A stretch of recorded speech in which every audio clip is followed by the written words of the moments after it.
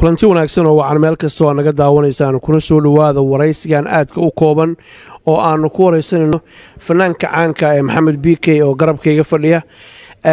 waraysigan ayaa wuxuu daaran yahay hadalkii hameen hore uu Maxamed ka yiri meel uu xaflad ku dhiganayay oo dad fara badan oo Soomaaliya siyaabo kale oo fasireen qaarna ay aad uga caroodeen taasoo sababtay habaar iyo eedayn iyo colaad iyo dadkii Soomaaliyeed ee bulshada ahayd in la iska hor keeno waxaan weydiinayaa Maxamed marka hore maxaa ku kalifay waxa inuu yiraahdo fanka iyo siyaasadda in la isdhex geliyo ma khasaba iyo waxa u qorshaysan mustaqbalka dhow iyo kan fog baa jilaayada Maxamed soo dhaw TV Universal marka عبد الحفيظ aad baad u mahadsantahay Allah ku casmo ummadda Soomaaliyeed meel kasta joogaan inay daawanayana aad baan u salaamayaa waxaan cod dheer tacsi ugu diraya inna lillahi wa inna ilayhi raaji'uun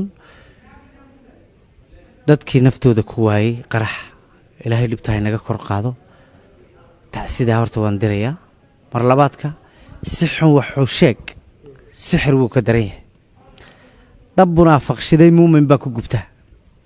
anigu hadal wanaagsan oo tacsiye baan diray dabadna dad ba ka faa'iideysto xagga kale ka rogay waxaan taageerayaashayda iyo ummadayda Soomaaliyeed meel kastay joogaan ummadayda Soomaaliyeed meel kastay joogaan waan idin jeclahay idinkana waan ogahay inay jeceshiin waan ka raali gelinayaa sidii intii khaladka u fahantay waan ka raali gelinayaa muqdisho xaal baan siinayaa mar dambe iyo mar horeba Maxamed tacsi baad dartay dabcan waad ka daqnatay iminkana waad iga sheegay hameen horena waad sheegtay xalana waad iga sheegay dhibaatadii ka dhacday muqdisho iyo dadka Soomaalida ku baaba'ay dhibaatada soo gaartay inay ka tacsiin saadna ka xuntahay waa garanay fanka iyo siyaasadda inaad isku dhaxoodimiyaa doonaysaa mise waxaad doonaysaa inaad kala weecisid si aan taageerayaashaadu aysan isugu dhicinin bulshaduna isaga hor imaan Cabdi Xaafid aad baad u mahadsantahay adiga iyo Universal TV ba aad baan idinku mahadnaqayaa fanka iyo siyaasaddu biikahan waa iska kay murgeen laakiin waan kala saaraya anigu fanaan Soomaaliyeed baan ahay muraayada gariina sitee waan iska saaraya fanaan Soomaaliyeed baan ahay meel walbana waan tagayaa socdaalkayga Yurub markaan dhameeyo UK aan dhameeyo ilaa Muqdisho waan tagayaa labadayda shaway ugu horeeyana waxaan ku caawinayaa dadkii ku waxyeeloobay Muqdisho qoysaskoodii inna lillahi wa inna ilayhi raaji'uun ilaahay ha u naxariisto anigu Soomaali waan jeclahay man nacbi si xun wuxuu sheeg sixir wuu ka daran yahay qof baad keligii dadkaba adigu daacadaad u tahay inta u dadaalaysa daryeelkiisa iyo naftiyo sidoo u dulmari lahaa daadii u dhaafin lahayd hawliga ugu daashay ficil inta isaguna dil iyo xarkiya dabin laabayo ku maqan dibid laabiyada marka fanaan qof markuu caan noqdo dhibaato ma waayo YouTuber sidaa wax xagan ay helaysaa beel si journal wax si khaldan loo gelinayo arkaysaa laakiin qof la hadalaya waa qofkii jira in badan baan habaariyo wax arkay social media ma isticmaalo laakiin uurka iiga duceeya oo habaarkii duco iigu bedela inta la sii noolaanayaaba waa mudee anigu mar walba fanaan Soomaaliyeed baan ahay meel kasto Soomaaliyeed laba ballan waxaan ku qaaday in labadayda adinto uga caroodeen hadalkaagii